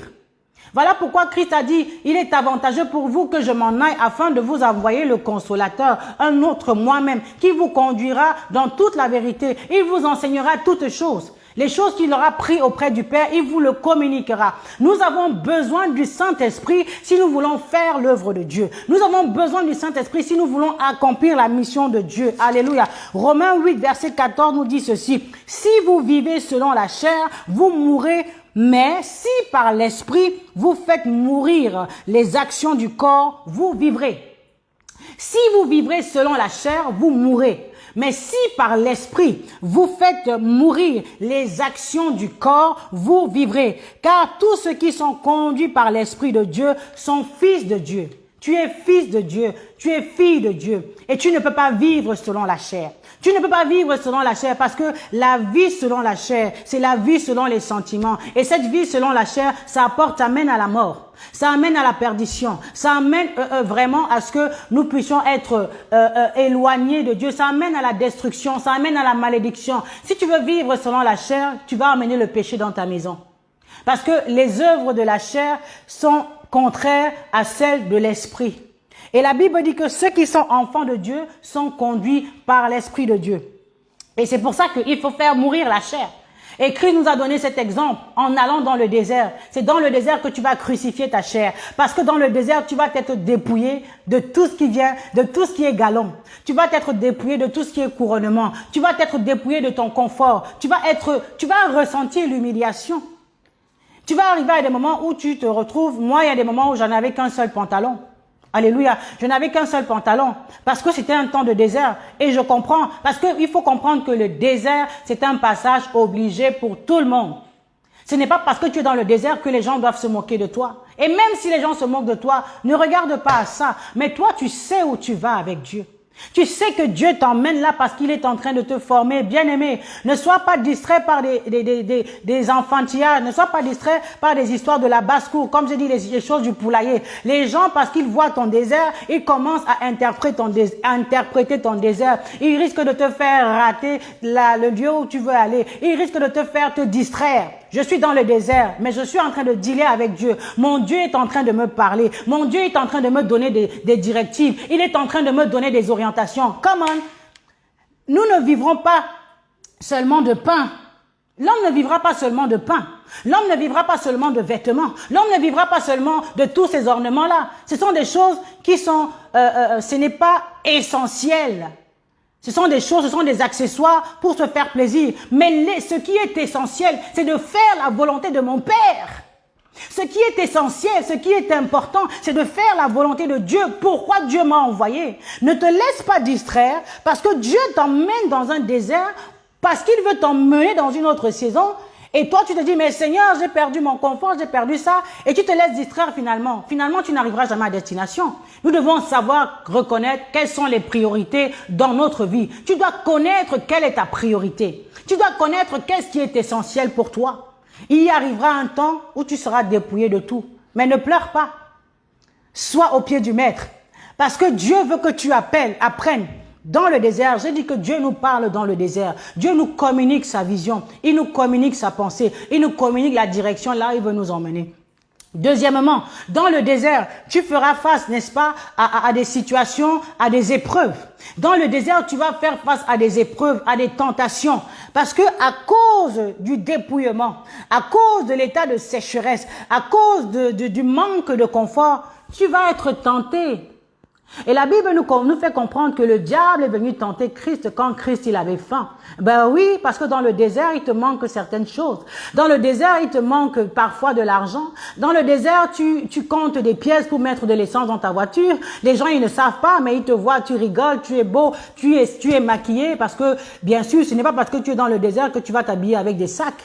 Ce n'est pas parce que tu es dans le désert que tout le monde doit savoir que tu es dans un désert. C'est entre toi et Dieu. Mais toi, tu sais ce qui est en train de se passer. Et Dieu sait ce qu'il est en train de faire avec toi. Tu rentres le soir, tu pleures à Dieu. Tu rentres le soir, tu cries à Dieu. Parfois, tu n'as pas à manger à la maison. Parfois, tu es en train de fouiller avec tes enfants. Vous passez par des temps difficiles. Mais parce que c'est une école qui est obligée. Dans le désert, Dieu va envoyer les corbeaux te nourrir, bien-aimé. Dans le désert, parfois, tu vas manquer de l'argent pour acheter une serviette hygiénique et tu vas te retrouver à utiliser du sopalin. Alléluia. Dans le désert, tu passeras par ces moments. Il arrivera des moments où tu manqueras même 1 euro. Je vous dis parce que je sais de quoi je parle. Il est arrivé à des moments où, parce que tu es une femme, tu ne vas pas stopper le cycle menstruel. Mais parce que tu es dans un désert, tu vas apprendre à dépendre de Dieu. Dieu va te donner des idées créatrices. Dans le désert, Dieu va te donner de la créativité pour pouvoir surpasser les épreuves. C'est parce que tu es dans le désert et Dieu est en train de te former. Dieu est en train d'enlever certaines choses en toi. Dieu va te faire passer par des temps d'humiliation. Ce n'est pas qu'il est en train de t'humilier, mais il veut que tu apprennes l'humilité. Dans le désert, tu apprendras l'humilité. Si tu étais orgueilleux, bien-aimé, sache que dans le désert, tu vas apprendre l'humilité. Dans le désert, tu vas apprendre à parfois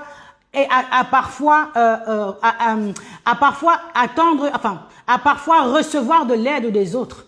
Parce que Dieu veut que tu comprennes que la mission de Dieu, c'est un travail d'équipe. Tu n'es pas une bougie. Comme j'avais entendu une personne dire que moi, je suis une bougie, je fonctionne seule. Même la bougie a besoin que quelqu'un l'allume pour qu'elle soit allumée. Si tu as une bougie qui n'a pas de lumière, tu ne sers à rien. Parce que la bougie sert à être éclairée. Et si tu n'es pas éclairé, tu ne sers à rien. Même la bougie a besoin qu'il y ait une personne qui appuie sur la bouchette d'allumette pour l'allumer. Dans le désert, tu vas apprendre à compter sur Dieu pour que Dieu envoie les corbeaux te nourrir. Et tu apprendras à accepter l'aide des corbeaux. Parce que nous sommes une armée. Et Dieu veut que nous fonctionnons dans la complémentarité. Alléluia. Dieu va te tailler. Il va briser ton orgueil. Il va briser ton moi. Moi je suis. Moi je viens d'une famille, un tel. Dieu n'a que faire de tout cela. Dieu veut travailler avec toi. Il veut dealer avec toi. Et tu vas te retrouver, peut-être que tu perdras tous tes marchés. Tu avais l'habitude d'avoir beaucoup de marchés. Pierre avait l'habitude de pêcher beaucoup, mais il s'est arrivé que cette nuit-là, il ne pouvait pas pêcher. Et il fallait que le Seigneur lui dise maintenant, vas-y, fais ceci. En d'autres termes, Dieu attend de toi, dans le désert, que tu viennes à lui pour qu'il te donne maintenant la bonne stratégie, le bon moyen de fonctionner pour que tu puisses arriver à destination. Alléluia. Autrefois, tu arrivais à avoir ce que tu avais par tes propres efforts, par ton propre moyen. Pourquoi? Parce que la grâce de Dieu, elle était en toi et la grâce de Dieu agissait. Maintenant, Dieu veut que tu te consacres à lui et que tu mets cette grâce-là sous sa main, que tu mets cette grâce-là sous sa protection, que tu mets cette grâce-là sous la conduite de son esprit, que tu n'agisses plus avec cette grâce par la chair, mais que cette grâce soit soumise et conduite par l'Esprit de Dieu afin de porter un fruit qui va demeurer. Alléluia. Parce que quand tu as été humilié Pierre ne pouvait pas se frapper la poitrine pour dire que, ah oui, j'ai une pêche miraculeuse, ah oui, je suis fort, ah oui, je suis puissant. Non, là, il ne pouvait plus se frapper la poitrine parce que là, c'est parce que le maître lui a dit, va à tel endroit. Et parce qu'il a obéi, c'est par la grâce du maître qu'il est arrivé à avoir ce qu'il a eu. Et dans le désert, Dieu veut que tu sois humble. Dans le désert, Dieu va te donner une direction. Face aux murailles de Jéricho, Dieu te dira comment faire pour que les murailles puissent tomber. Et quand les murailles tomberont, tu verras que la gloire sera destinée à Dieu. Tu vas dire gloire à Dieu de m'avoir sorti de cet endroit. Mais si tu avais utilisé dans ton orgueil, si tu avais utilisé une force particulière pour faire tomber le mur, ce n'est pas sûr que tu allais dire gloire à Dieu. Tu allais dire waouh Seigneur merci parce que je suis ingénieux. Seigneur merci parce que j'ai l'intelligence. Dieu veut que la gloire lui revienne. Dieu ne partage sa gloire avec personne. Et quand tu n'as pas encore compris toutes ces choses dans le désert, ben tu tourneras dans le désert assez de temps qu'il faudra pour pouvoir comprendre ce que Dieu veut que tu puisses comprendre. Bien-aimé, tu n'es pas fait pour demeurer dans le désert.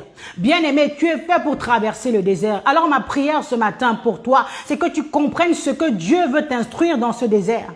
Ma prière pour toi ce matin, c'est que tu comprennes la raison pour laquelle Dieu t'emmène dans ce désert. Il a dit, je conduis mon peuple dans le désert et je veux parler dans son cœur. Ça veut dire que Dieu veut te dire quelque chose. Est-ce que tu as déjà entendu la voix de Dieu, ce qu'il t'a dit? Est-ce que tu as écouté ce que Dieu voulait te dire? Et quelle a été ton attitude? Est-ce que tu as reçu ses instructions? Est-ce que tu as reçu le déversement? Il veut te remplir de son esprit. Est-ce que tu as été là pour recevoir cela? Dieu veut parler dans ton cœur. Dieu veut traiter alliance avec toi.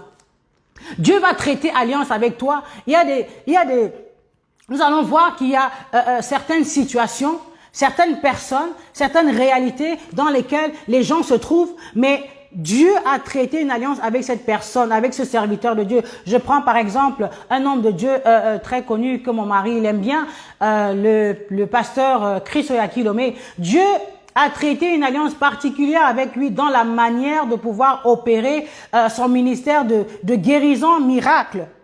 Et Dieu s'est révélé à lui en lui disant, tu feras de cette manière-là. Mais si toi, parce que tu vois la chose, tu te dis que tu vas aller reproduire, ça ne marchera pas. Parce que ça a été une instruction qui est issue du fruit d'une alliance avec Dieu. Il a traité alliance avec Dieu. Toi, quelle est ton alliance? Toi, quelle est ta particularité que Dieu t'a donnée? Mais si tu as besoin d'avoir une alliance avec Dieu, va au pied du maître, va dans le désert et Dieu te dira comment il va agir avec toi. Dieu veut t'emmener quelque part. Dieu veut ouvrir une nouvelle saison dans ta vie. Dieu veut ouvrir un nouveau livre. Il veut écrire une nouvelle histoire avec toi. C'est pourquoi il te fait passer par le désert. Mais toi, tu traînes dans le désert. Tu dis que les choses n'avancent pas, les choses n'évoluent pas. C'est bloqué par-ci, c'est bloqué par-là. Tu donnes multiples arguments. Mais Dieu t'attend à ses pieds. Est-ce que tu es au pied du maître? Si oui, qu'est-ce que Dieu t'a dit? Et par rapport à ce qu'il t'a dit, est-ce que tu es en train de mettre cela en pratique? Parce que tu ne peux pas aller ouvrir les yeux des autres si toi-même tu es encore aveugle. Être aveugle, j'ai dit ceci, ce n'est pas forcément que tu ne connais pas la vision. Tu peux être ignorant de la direction, du chemin, du moyen que tu dois prendre. Dieu t'a déjà donné la mission, tu connais la mission, mais tu ne sais pas par où commencer, tu ne sais pas quoi faire, mais va au pied du maître. Seigneur, dis oui, Seigneur, je viens à tes pieds pour que tu me construises. Seigneur, je viens à tes pieds pour que tu m'instruises. Seigneur, je viens à tes pieds pour que tu m'orientes. Dieu va te tailler dans ce désert et il va t'instruire. Et il va te conduire, et il va te guider, et il va te diriger. Parce qu'il attend de toi que tu puisses éclairer d'autres personnes. Tu as besoin d'être éclairé pour aller éclairer. Tu as besoin d'être éclairé pour aller éclairer. Et je bénis la vie de toutes ces personnes qui sont dans le désert aujourd'hui. Et je prie par la grâce du Seigneur, quelle que soit la dimension de ton désert. Peut-être c'est le désert parce que tu ne sais pas encore où tu dois aller. Peut-être c'est le désert parce que tu n'as pas d'orientation claire sur le chemin à prendre. Je bénis vos vies et je prie que le Seigneur puisse illuminer les yeux de notre cœur afin que nous puissions comprendre et que nous puissions réaliser ce par où il voudrait que nous puissions passer. Que nous puissions comprendre la leçon qu'il veut nous donner dans ce désert. Qu'il puisse nous orienter, nous éclairer. Et le Saint-Esprit te donnera la direction. Le Saint-Esprit t'éclairera. Dans le désert, tu dois faire du Saint-Esprit ton allié. Dans le désert, tu dois faire du Saint-Esprit ton ami fidèle. Parce que c'est lui qui va te donner des orientations. C'est lui qui va te parler. C'est lui qui va te diriger. C'est lui qui va t'orienter. Il vous conduira dans toute la vérité. Alléluia. Il va t'enseigner comme Dieu pouvait enseigner Moïse dans le désert. C'est dans le désert, nous avons besoin d'avoir le Saint-Esprit comme notre allié. Dans le désert, tu as besoin d'avoir une communion avec Dieu. La vie de prière, tu es séparé de tous. Nous sommes en confinement. Alors prends ce temps comme un temps où tu es mis à part pour chercher la face de Dieu. Ne nous relâchons pas. La Bible dit que celui qui se relâche est frère de celui qui détruit. Celui qui se relâche est frère de celui qui détruit. Ne nous relâchons pas. Et la Bible dit encore que nous ne sommes pas de ceux-là qui nous relâchons pour se perdre, mais nous persévérons avec foi. Que les réalités, les événements, les circonstances qui nous entourent ne t'emmènent pas à te détacher, à te relâcher et à te décourager. Mais je suis venu te dire que tu as un rendez-vous quelque part. Il y a des âmes qui ont besoin que tu viennes les éclairer. Mais pour que tu sois éclairé, il faut que tu sois premièrement éclairé par le soleil de justice. Que tu sois éclairé par Christ lui-même qui est la lumière et qui a fait de toi la lumière du monde. Alors va recharger tes batteries. Une lampe qui n'a pas de pétrole ne pourra pas éclairer, même si elle a une mèche, même si tu as un talent, même si tu as un don. Mais si tu n'es pas rempli comme cette batterie de téléphone qui a besoin d'énergie, tu seras inefficace. Une bougie, elle a besoin d'être allumée. My God, je dirais que tu es cette bougie-là et c'est Christ qui est la flamme qui va venir attiser, alléluia, et te rendre efficace afin que tu puisses éclairer les autres. Nous avons besoin d'être connectés à Christ. Nous avons besoin d'être connectés à l'Esprit de Dieu. Il faut que ta coupe déborde. Ainsi, quand ta coupe va déborder, automatiquement, elle va arroser les autres. Tu es dans un désert. Tu ignores le chemin que tu dois prendre pour arriver à destination. Alors que le Seigneur, ce matin, puisse t'éclairer. Que le Seigneur, ce matin, puisse te conduire. Va au pied du Maître. Cherche la face de Dieu. Fais comme Anne dans la présence de Dieu. Elle a dépouillé. Elle s'est dépouillée. Elle traversait un désert dans sa vie, Anne. Elle traversait un désert. Elle connaissait le désert de la stérilité. Je ne sais pas quel est le désert dans lequel tu te trouves aujourd'hui. C'est peut-être le désert de la stérilité physique. C'est le désert de la stérilité financière. Le désert d'une stérilité peut-être spirituelle. Tu traverses un désert dans un domaine particulier. Et tu as besoin de voir l'intervention de Dieu. Mais qu'est-ce qu'elle a fait, Anne? Elle est allée au pied du Maître. Elle s'est humiliée. Elle a pleuré. Elle a pleuré au pied du Maître. Et Dieu lui a communiqué une pensée. Dieu lui a communiqué un secret qu'elle a mis en action. Elle a dit, oui, si tu me donnes un fils, je te le consacre. Et Dieu a ouvert les vannes. Dieu a ouvert les portes. Il a ouvert les écluses des cieux. Tu es dans un désert aujourd'hui, peut-être par rapport à ta santé, va au pied du Maître. Il te donnera la solution. Parce que tu es au point A, tu vas arriver au point B. Et tu es ignorant du chemin par lequel tu vas passer. Le chemin à parcourir est flou. Le chemin à parcourir, il est encore sombre. Tu ne sais comment passer. Va au pied du Maître. La présence au pied du Maître te permettra d'être équipé pour arriver à destination au point B. Tu as besoin d'être au pied du Maître. Tu as besoin d'être dans la présence de Dieu. Si tu veux pouvoir être une bénédiction pour les autres, si tu veux pouvoir remplir ton rôle pleinement, alors fais du Saint-Esprit ton allié. Alléluia. Et il manifestera sa gloire dans ta vie. Comme il a dit, cette situation n'est point pour la mort, mais c'est afin que la gloire de Dieu soit manifestée. Ton état actuel n'est point pour la mort, ce n'est point pour la raillerie, ce n'est point pour la destruction, ce n'est point pour la honte, mais c'est afin que la gloire de Dieu soit manifestée. Parce que la puissance de Dieu se manifestera dans ta faiblesse. La puissance de Dieu se manifestera dans ton désert. Il dit, tu as assez demeuré sur cette montagne. Élève les yeux, porte tes regards aux alentours. Déploie tes cordages. Élargis l'espace de ta tente. Élargis l'espace de ta tente. Et regardez au loin. Dieu t'emmène à voir au loin maintenant. Dieu t'emmène à voir au loin maintenant, là où il veut t'emmener. Mais pour cela, il faut que tu sois connecté à lui. Parce que si tu es connecté à Dieu, si tu es connecté à son esprit, alors il te donnera les directives pour arriver à destination. Il te donnera les outils et les orientations pour arriver là où tu dois arriver par sa grâce. Amen, amen. Ce matin, c'était vraiment l'exhortation que je voulais vous apporter. L'Esprit du Seigneur est sur moi parce qu'il m'a oint. Dieu t'a oint pour accomplir une œuvre spéciale. Dieu t'a oint pour accomplir une œuvre particulière. Et je veux dire qu'on ne peut pas faire l'œuvre de Dieu sans l'Esprit de Dieu. Voilà pourquoi Christ, il a dit aux disciples dans Acte 1, dans Acte 1, verset 8, dans Acte 1, verset 8,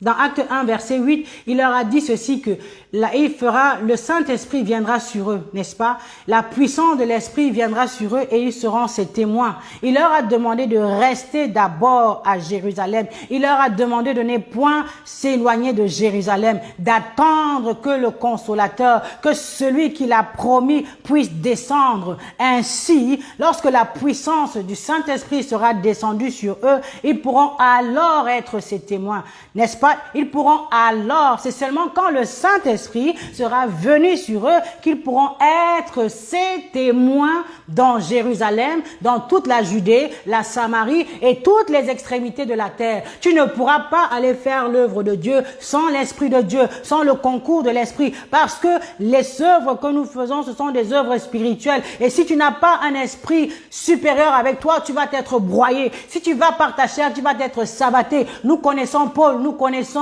qui est Jésus, mais nous ne vous connaissons pas. Et les démons ont bien sabatté les fils de Séva. Nous n'avons pas besoin d'être sabattés, mais nous avons besoin que les principautés reconnaissent qui nous envoie, qui t'a envoyé, qu'ils reconnaissent et qu'ils tremblent devant l'onction de Dieu sur ta vie.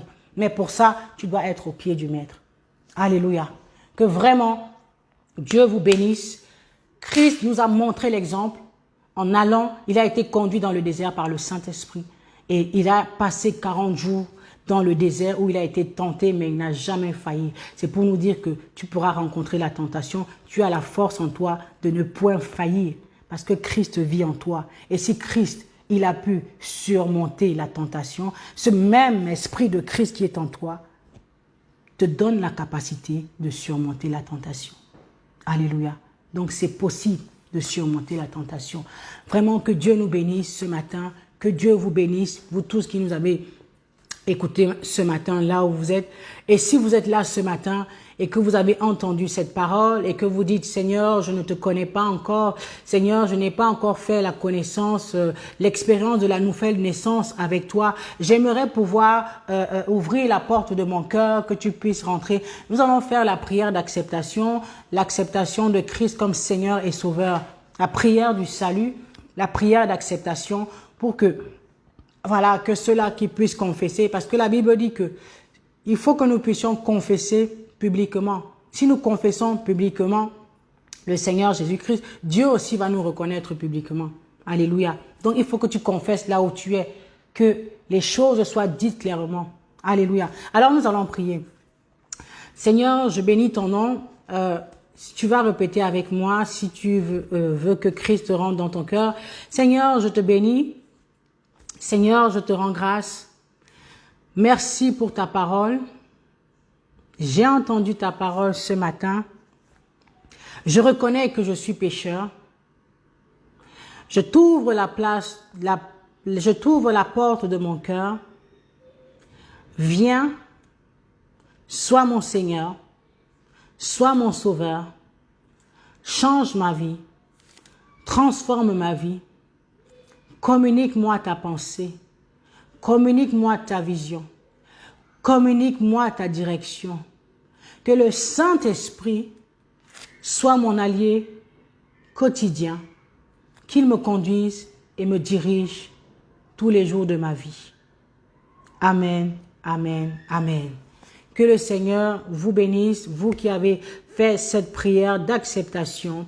Alors, si vous voulez avoir plus d'informations, plus d'orientation sur la marche chrétienne, n'hésitez pas à pouvoir nous contacter inbox. Et si vous avez une église d'attache ou de réveil, par la grâce du Seigneur, que le Seigneur puisse vous conduire. Amen, amen. Afin que vous soyez orientés vers une bonne église où on prêche le message de l'évangile véritablement. Alléluia. Que Dieu vous bénisse. Je vais prier pour toutes ces personnes qui nous ont écoutés ce matin. Nous allons prier Nous allons prier le Seigneur parce que nous avons entendu la parole du Seigneur et nous voulons que cette parole soit ancrée en nous, que cette parole puisse prendre racine et porter du fruit, qu'elle puisse produire du fruit et du fruit qui demeure. Alors nous allons prier. Tu vas demander à Dieu, tu connais ta situation, tu connais les réalités que tu traverses, tu connais les déserts par lesquels tu passes. Et s'il y a des situations dans lesquelles tu te trouves et que tu n'as pas encore identifié que c'est un désert, demande à Dieu de pouvoir te faire identifier les différents déserts de ta vie afin de t'amener à comprendre sa voix. Parce que Dieu nous parle tantôt d'une manière, tantôt d'une autre et là on y prend garde. Quand Dieu veut te parler dans un désert, tu es dans un désert, peut-être que le Seigneur te parle mais tu ne comprends pas encore. Alors nous avons besoin, nous allons prier afin que le Seigneur puisse ouvrir notre entendement spirituel pour comprendre sa pensée, pour comprendre sa volonté. Alléluia. Et de pouvoir être disposé afin d'être équipé par son esprit, afin d'être des témoins efficaces pour la suite. Seigneur notre Dieu, nous bénissons ton nom éternel, nous te rendons grâce. Nous te disons encore merci pour ce temps, merci pour ce moment, merci pour ta parole, Seigneur mon roi, qui est oui et amen. Nous avons compris ce matin, éternel notre Dieu, que tu nous as appelés, tu nous as envoyés sur cette terre pour que nous puissions accomplir une mission, que nous sommes des étoiles en mission, que nous sommes des stars en mission, que nous sommes appelés à apporter la lumière tout autour de nous, Seigneur mon Dieu, mon roi, éternel des armées. Nous ne pourrons pas faire ton œuvre sans le concours de ton esprit. Nous ne pourrons pas faire ton œuvre par la chair. Nous ne pourrons pas faire ton œuvre par nous-mêmes. Mais nous avons besoin de laisser mourir ce qui est de la chair afin que l'esprit prenne le dessus, afin que l'esprit nous conduise, afin que l'esprit nous dirige. Père éternel, le Dieu des cieux, le Dieu des armées, prends le contrôle de notre vie. Merci pour ceux-là qui sont dans les déserts, Seigneur mon Dieu, mon roi. Je prie que dans le désert de nos vies, que nous puissions être attentifs à ta voix. Je prie dans le désert, premièrement, de nos vies, que tu aides chaque personne à pouvoir discerner, à pouvoir comprendre les différents déserts de sa vie, qu'il puisse comprendre les différents déserts de sa vie afin de distinguer ce qui est attaque et ce qui est désert. Alléluia. Parce que toutes les épreuves auxquelles nous sommes soumis ne sont pas toujours des attaques et ne sont pas toujours des déserts, mais que nous puissions discerner quel est le désert et quelle est une attaque. Et au travers de cela, maintenant, que nous puissions entendre ta voix, avoir des directives, en venant à tes pieds, en étant conduits par ton esprit, en étant soumis à ton esprit, en étant en intimité avec ton esprit, que tu nous communiques ta pensée, que tu nous communiques tes directives, que tu nous communiques les voies et moyens que nous allons utiliser pour pouvoir sortir, que tu communiques à ceux-là qui ne savent pas encore ce que tu attends de Père éternel, mon Dieu, mon roi, que tu leur communiques la vision, que les visions, là où les visions étaient sombres, là où les visions étaient floues, Père éternel, merci pour ta lumière qui vient éclairer. C'est la révélation de ta parole qui nous éclaire. Donne-nous de comprendre ta parole, donne-nous de comprendre ta révélation, la révélation de ta parole, de tes promesses, afin que nous soyons éclairés, afin que nous soyons illuminés et afin de rentrer dans le chemin de notre destinée. Seigneur, nous bénissons ton nom éternel, nous te rendons grâce. Nous ne voulons pas mourir dans le désert. Nous ne voulons pas que nos cadavres tombent dans le désert, comme cela a été pour certains qui était dans le désert, éternel, mon Dieu, mon roi. Mais nous voulons avoir la mentalité de Josué et de Caleb. Nous ne voulons pas avoir une mentalité de rébellion dans le désert, mais nous voulons avoir une mentalité de Josué et Caleb qui croyons que les promesses que tu nous as données, elles s'accompliront même si présentement nous sommes en train de passer des situations difficiles. Nous savons que qu'il pleuve, qu'il vente, qu'il neige, tu finiras, Seigneur, par accomplir tes promesses. Nous voulons rester focalisés sur l'objectif. Nous ne voulons pas nous détourner de l'objectif parce qu'en ayant les regards fixés sur toi, en ayant les regards fixés vers toi, tu vas nous communiquer ta pensée, communiquer la force qui va venir se manifester dans nos faiblesses afin que nous puissions aller de l'avant, afin que nous puissions bondir, afin que nous puissions progresser, afin que nous puissions rentrer dans cette nouvelle saison qui s'ouvre, dans cette nouvelle phase qui se présente à nous. Oh Père éternel, mon Dieu, je prie, Seigneur Dieu de gloire, que toutes les personnes qui étaient découragées dans le désert, qu'ils reçoivent une force particulière ce matin, qu'ils reçoivent la puissance de ton esprit, qu'il les revive, qu'il les ravive, qu'il les réveille, Seigneur, mon Dieu, mon roi, et qu'il les ranime encore, Père, dans le nom puissant de Jésus-Christ de Nazareth. Oh, mon Dieu, mon roi, assiste ton peuple, assiste tes enfants ce matin, donne-leur un souffle nouveau, donne-leur une énergie nouvelle et spéciale, Rekabo Shandarabasanta, afin que ce désert, Seigneur, que chaque personne puisse vaincre l'étape du désert, que chaque personne puisse traverser l'étape du désert afin d'arriver à destination. Tu es le Dieu souverain, tu es le Dieu véritable. Laisse que toute la gloire et l'honneur te reviennent. Nous nous soumettons à toi, nous nous abandonnons à toi parce que c'est toi qui nous conduis, c'est toi qui nous dirige. Laisse que ta volonté soit faite là où nous avons des faiblesses comme Moïse, que ta puissance se manifeste. Tu es le Dieu qui envoie des corbeaux nous nourrir dans nos déserts, dans nos incapacités, dans nos faiblesses. Ma broche kataria mamande et rabosata. Seigneur, mon Dieu, mon roi, je prie pour une âme qui se sentait illégitime. Je prie pour une personne qui se sentait incapable d'accomplir une mission que tu lui as conférée. Je déclare maintenant que le sentiment d'illégitimité tombe parce que c'est toi qui nous as appelés. Tu nous as appelés et choisis pour une mission bien précise et particulière. Ce n'est ni par la force, ni par la puissance, mais c'est par ton esprit que nous y arriverons. C'est par ton esprit que nous y arriverons. Alléluia. Je prie qu'une personne qui regardait à sa taille, je prie qu'une personne qui regardait à son âge, oh, rekamanderebo shandarababa, change sa vision, parce qu'il est question de vision. Il est question de vision. Il est question de mentalité. Que la mentalité soit changée, la mentalité soit transformée et que ton peuple adopte la vision que toi tu veux leur donner. Que tu nous donnes la vision selon toi. Et que cela soit ancré en nous, et que cela soit inscrit en nous, afin que nous sortions de cette saison, afin que nous sortions de cette épreuve plus que vainqueurs, dans le nom puissant, glorieux et merveilleux de notre Seigneur Jésus-Christ de Nazareth. Seigneur, laisse que toute la gloire et l'honneur te reviennent. Toi, le Dieu souverain, toi, l'Éternel, le Dieu véritable. Il n'y a point de Dieu qui soit comme toi. Il n'y a point de Dieu qui soit semblable à toi. Et nos vies dépendent de toi. Et nos vies, nous comptons sur toi. À qui irions-nous, Père? C'est toi qui as les paroles de la vie. Vers qui pourrons-nous nous tourner? C'est toi, Seigneur, qui nous oriente, qui nous conduit, nous dirige. Nous sommes perdus sans toi. Nous sommes privés, Seigneur, mon Dieu, mon roi, d'oxygène sans toi. Tu es notre oxygène. Tu es notre batterie, qui alimente notre vie. Oh, Seigneur, ne nous lâche point. Seigneur, ne nous abandonne pas. Seigneur, ne nous délaisse pas, mais nous avons besoin de toi. Dans nos incapacités, viens, Seigneur, nous secourir. Dans notre orgueil, viens nous briser. Dans notre orgueil, viens nous briser. Merci parce que tu as accompli l'œuvre que tu dois faire dans la vie de chacun. L'œuvre de brisement, l'œuvre de taillement, l'œuvre, Seigneur, de modelage dans ton moule parfait, ton moule d'excellence, afin que nous puissions, Seigneur, mon Dieu, mon roi, rentrer dans le grand puzzle. Oh, la place que tu as réservé pour tout un chacun de nous. Père, conduis-nous, dirige-nous, et papa ne cesse point de nous remplir, que notre coupe ne cesse point de déborder. Je prie, Seigneur, pour ceux-là qui étaient fatigués, qui se sont découragés et qui ont oublié, Seigneur, mon Dieu, mon roi, qui sont déconnectés avec de toi, de leur communion avec toi. Je prie que la communion soit restaurée. Je libère la puissance de ton esprit maintenant, afin que la communion soit restaurée et que ceux-là qui étaient par terre fatigués et qui se concentraient sur les grâces simplement soient ravivées, Seigneur. Parce que comme j'ai dit, Seigneur, nous ne voulons pas fouler aux pieds ta grâce. Nous ne voulons pas fouler aux pieds ta grâce. Nous ne voulons pas fouler aux pieds ta grâce. Parce que ta grâce, elle est là. Elle a besoin d'être activée par ton esprit. Et Seigneur, je prie qu'une âme ce matin se lève afin de venir et d'être connectée pour que cette grâce agisse.